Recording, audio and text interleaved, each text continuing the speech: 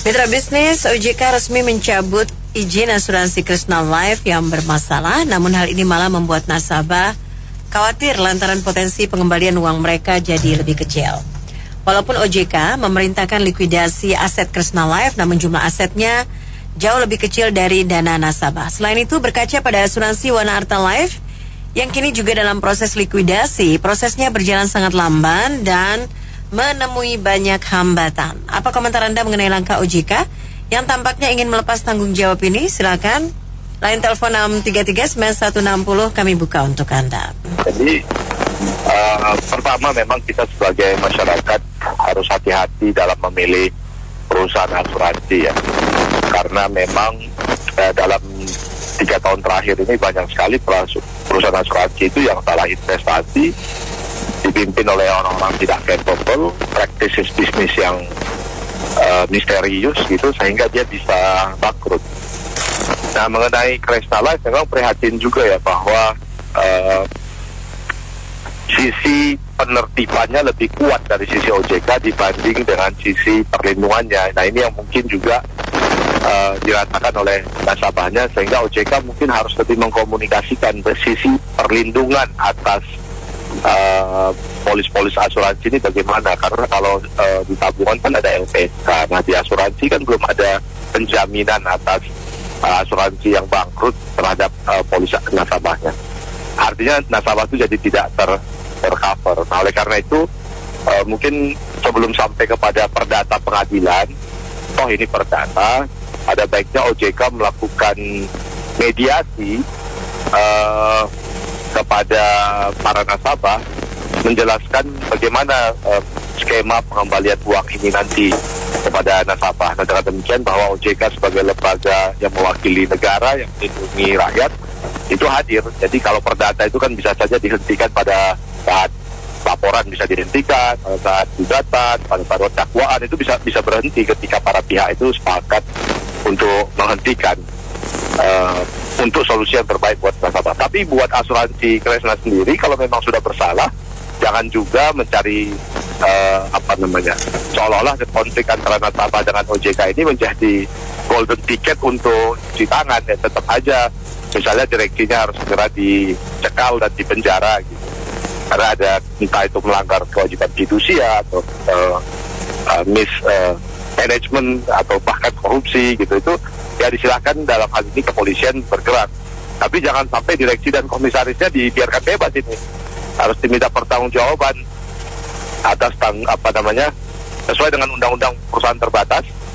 Maka direksi dan komisarisnya udah boleh nih Baris-Krim mengeluarkan surat penangkapan atau surat pemeriksaan, sehingga nasabah tuh merasa tenang. Jangan nanti nasabah berantemnya sama OJK malah direksinya kabur gitu. Terima kasih. Iya, kalau dari hulu ke hilirnya ya kita runut, itu pertama memang mungkin terlalu mudah ya untuk memberi izin, tapi sebaliknya juga susah. Namanya hak orang berusaha, ya silahkan aja investasi ya. Nah, masalahnya pengawasan kita lemah. OJK kita itu dalam proses pengoperasiannya sering ya biasalah ya, kemudian dimaafkan, dilewatin, padahal itu mesti tegas ya.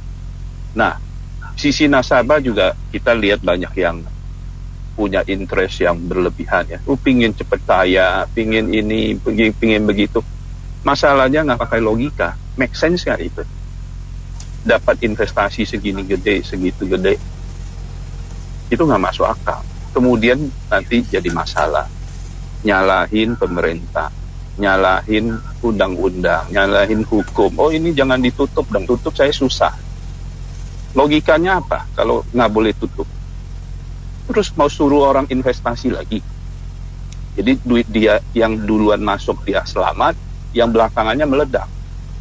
Terus urusan siapa nanti? Pemerintah juga. Atau suruh pemerintah talangin. Nah, itulah dilemanya kita.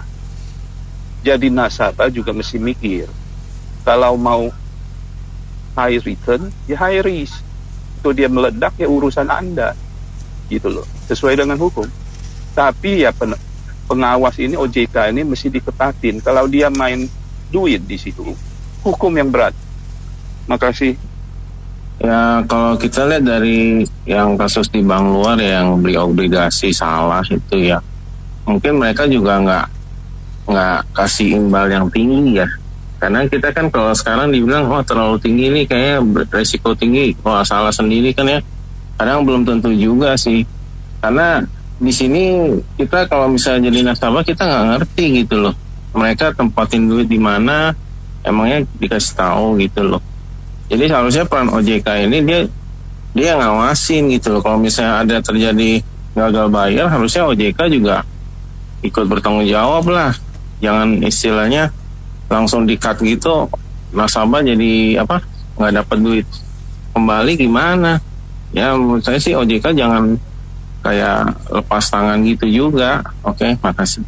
Saya mau melihat OJK itu seolah-olah adalah tukang stempel, tukang stempel ketika produk asuransi Kresna tersebut dipasarkan, di embel-embel diawasi oleh OJK.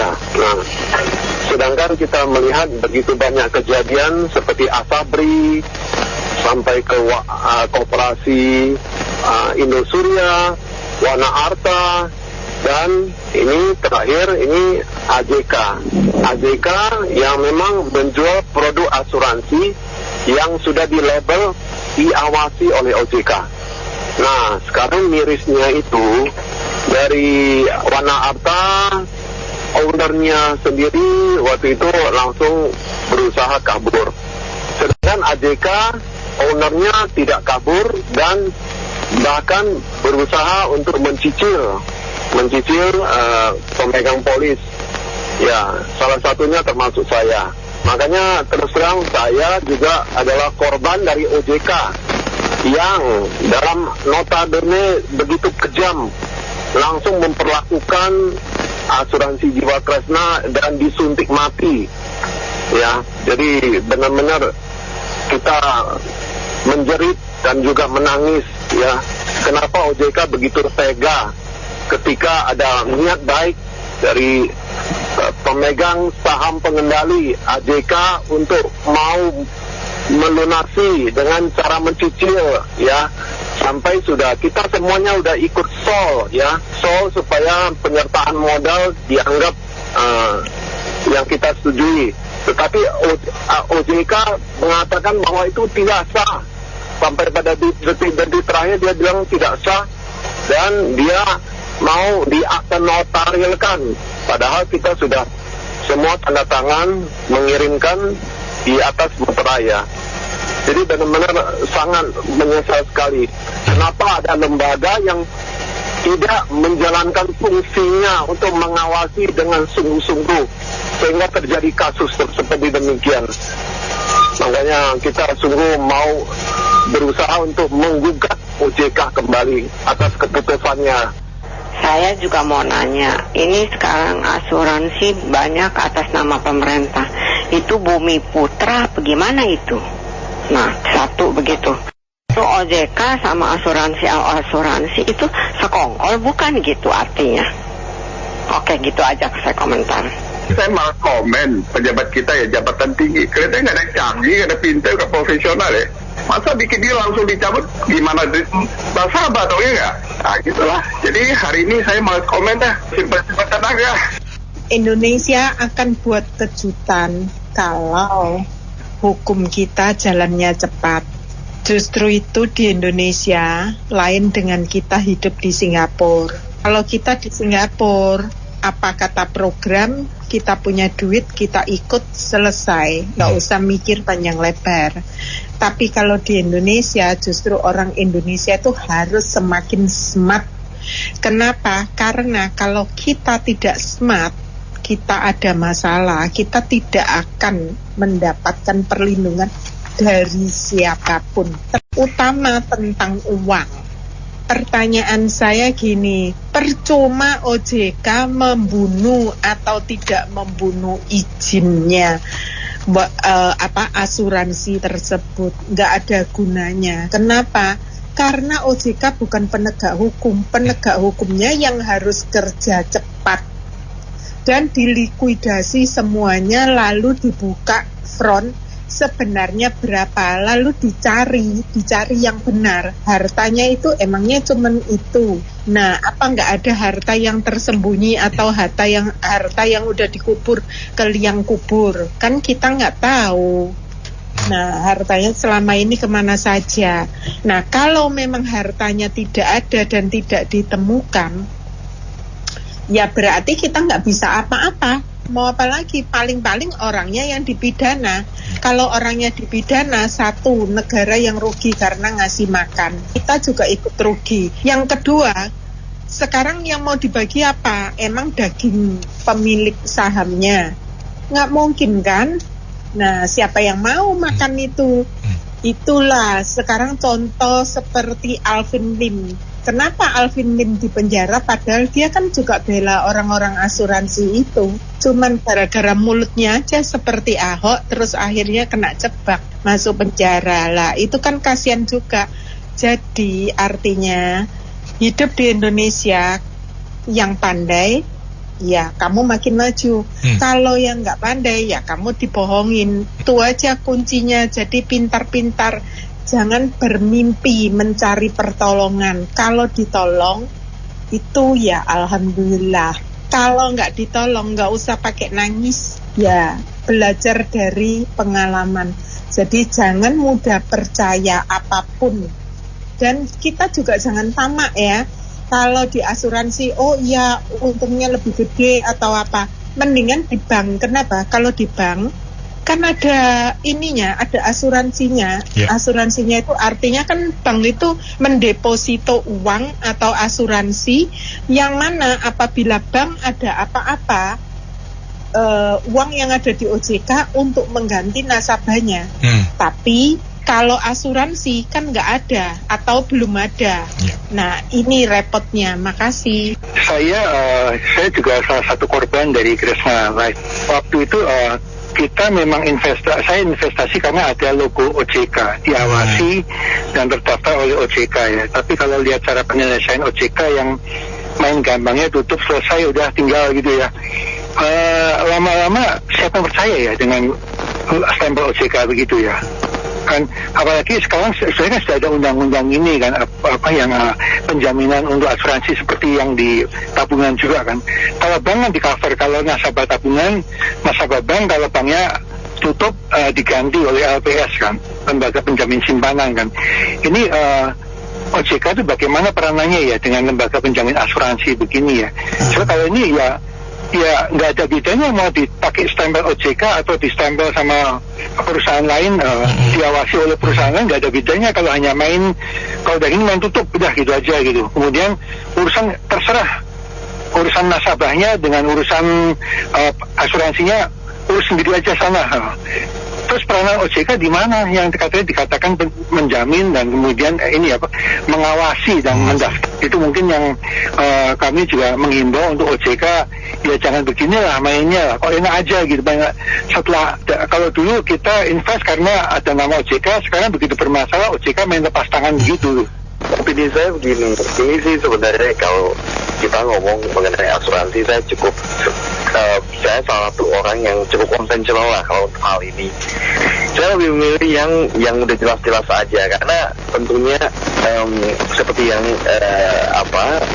hukum ekonomi bilang high risk high gain. Jadi kalau misalkan memang memilih yang asuransi seperti Wana Harta atau Kresna Life dan sebagainya, yang tentunya mereka pasti memberikan offer yang lebih menarik daripada yang sudah established. Pasti kalau mereka nggak memberikan offer yang lebih menarik, orang nggak mau beli. Mereka akan pikir ngapain saya beli yang ini, lebih baik saya beli yang lebih jelas.